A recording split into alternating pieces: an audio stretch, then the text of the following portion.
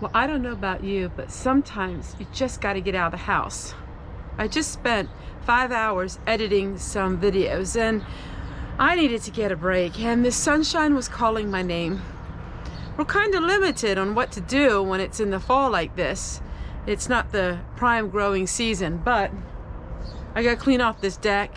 And then I'm gonna show you a gift that somebody gave me through Amazon, and we'll just talk a little bit. So let me get this work done quickly and then we'll sit down and have a talk. Ah, this is much better. I cannot believe how nice it stays in this greenhouse. I really don't have to do much in here. Every once in a while I might have to shake a leaf off that's in here, but I am probably gonna have to close it up if we get a lot of snow. But I thought I would just sit down and talk to you a little bit today about what I'm gonna be doing this morning. I wanna make some chocolate chip cookies. I'm going to try to figure out what I'm gonna have for lunch. I'm not sure. But I want to first show you what Teresa gave me, and it's so dear. I mean, I couldn't believe it came through Amazon, and this is what it looks like. Now, we did just put up a Christmas tree, so I can't wait to put these on the tree when we go inside. She knows I love gingerbread men. And it is adorable. I think it'd make a beautiful necklace. You know me, I always like things different.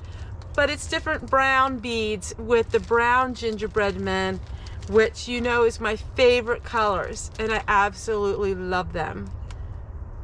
So thank you so much, Teresa. That was a very sweet thing for you to do for me. I'm very blessed by all the kindness of all of you. So, I've been really busy. This is the time of the year that I am the busiest. I never thought of my business as being seasonal, but it is. Now, of course, with YouTube, it's not, but with my other business, it is. And it's a lot of work. I have a lot of demands put on me. And that brings me to maybe a little conversation today with all of you. And do you ever feel the pressures of life? Lately, I felt a lot of pressures of life. Lately, I've been very stressed as far as just meeting my deadlines and having to get so much done and doing it right and properly and doing it to the best of my ability. And it's been some stressful. I really had a talk with God, and you know, I talk about the Lord quite a bit, and I just really had this talk with God, and I'm like, I don't know how you want me to do this. Please give me the strength. And He has given me the strength. And He has given me the courage, and He has given me the willpower to keep moving on. So from October to December are the months that either make me or break me. And YouTube, it's not doing so great monetary wise, but God always brings other avenues and outlets. And so I'm so blessed. I do a lot of work, a lot of different places, and it is not easy. I'm finding myself these days that I have to work 3 times harder for the same amount of money that I made last year. Now, I'm sure I'm not the only one, and I think it's really hard. I have never worried about finances. I have never worried about money. That just wasn't me. And I find myself, the more that I am producing the income for our household, the more it is on my shoulders, and that never was on my shoulders before. And so now I think, okay, how am I going to make this, and how am I going to make that? So come February, March, and April are very lean, very slim picking is what my mom would say.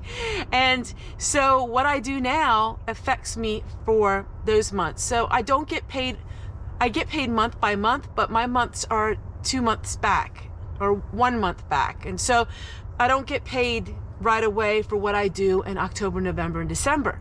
And so the push is on and the struggle is on to make sure I do everything I possibly can. That way by March and April, when things are really bad, I'm okay. You guys all know about it. I mean, everybody who's worked away in their life understands it. And I think the hard thing for me is everything is so much more expensive. Yes, my food, you know, I don't need to spend as much money on food, but then we have other bills, you know, taxes and just gasoline for the vehicle and, you know, heating oil. Now, we don't heat our house with heating oil, but that's what heats our water, even though we really use very little of that. And I'm like everybody else in the world, just gotta really decide, do I want this or do I want this? Do we not have as much hot water, so we have the money for something else? And great big amount of people around the world have a lot of medical expenses. Now, thankfully, I don't. But when I had to pay that hospital bill that was close to $30,000, you know, that took it, you know? And so now I'm back to really bare bones budgeting. And I want to share with you a little more about that. So as I spoke in previous videos for the last years, I do famine to feast type way of living. So we will go bare bones and have a nice little nest egg, and then that we will use to spend for things to improve our life, to improve our property, to improve our life. Now, we do have some money that we set aside for retirement. That money we never touch. And so we do have that. We don't live paycheck to paycheck, but we do live paycheck to paycheck when it comes to some of our expenses. So we don't consider the retirement money, which isn't a whole lot in these days standards, anything that we would ever dip into. So that's something we don't even talk about, because that is for retirement for someday, if, well, you know, who knows? And that we would have to live so stingily on, you know, because nowadays things are so expensive. And so I am going to bare bones budgeting.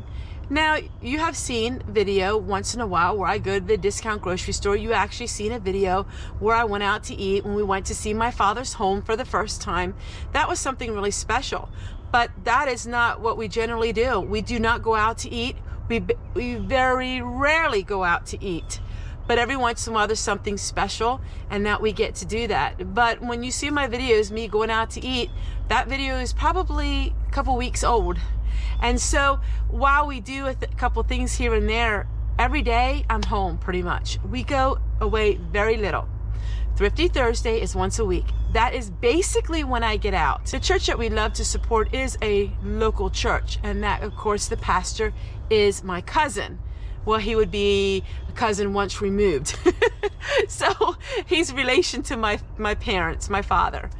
And so that is the church that we support. And they have a church online, which anybody can watch. It is amazing. And I will send you the link below of the church in case people are homebound or people don't go away, you know, to churches, but they want to hear it at home. So a lot of people ask me about church. Now, when I grew up in that church. And then I met my husband, who was Mennonite, as far as they kept the Mennonite church membership.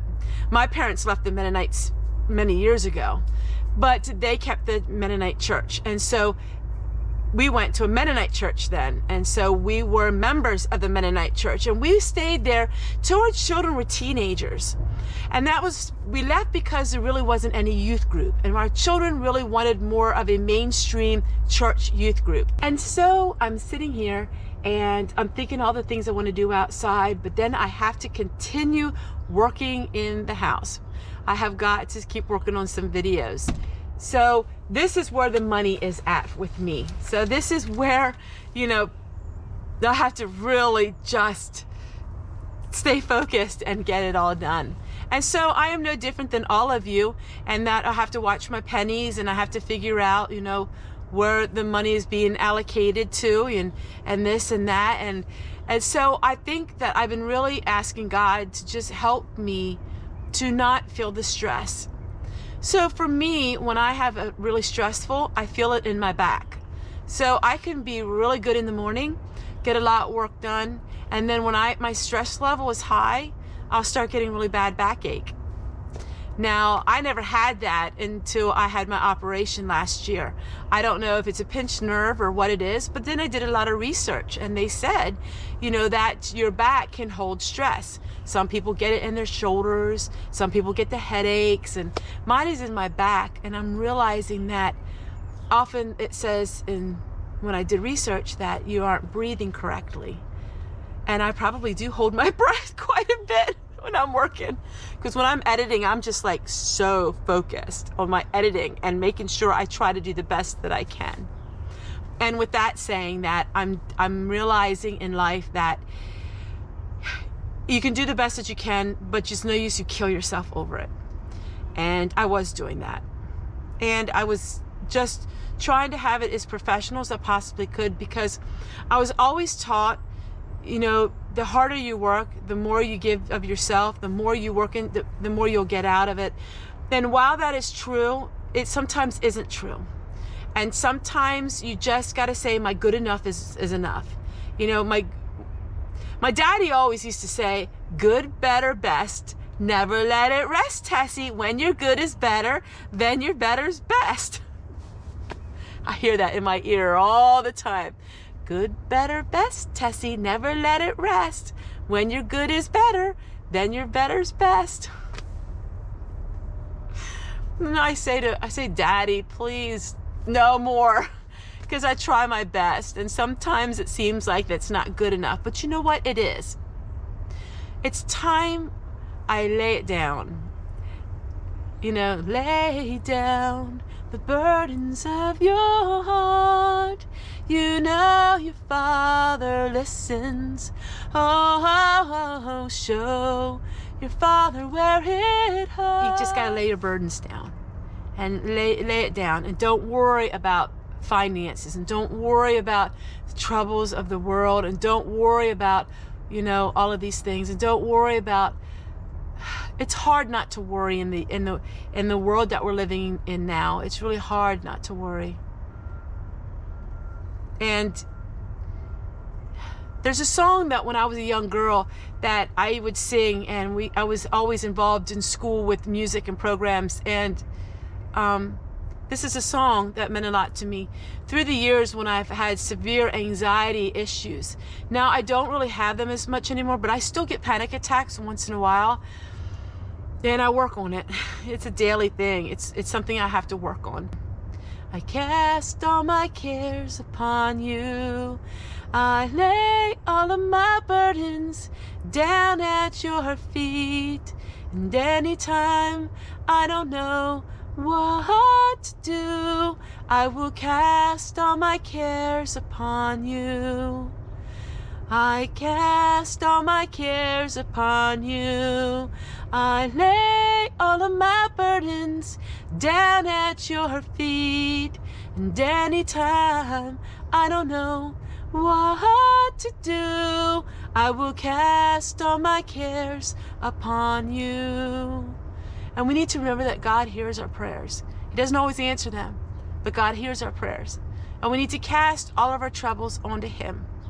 And He is the only one that can help the troubles that we face. I realize through these last 2 years have been extremely difficult for me. With the loss of my parents, and of course I go on and tell you with the operation, and menopause has been extremely difficult. I never dreamed that menopause would be so hard. I never had anybody to share it with. I didn't have my mother.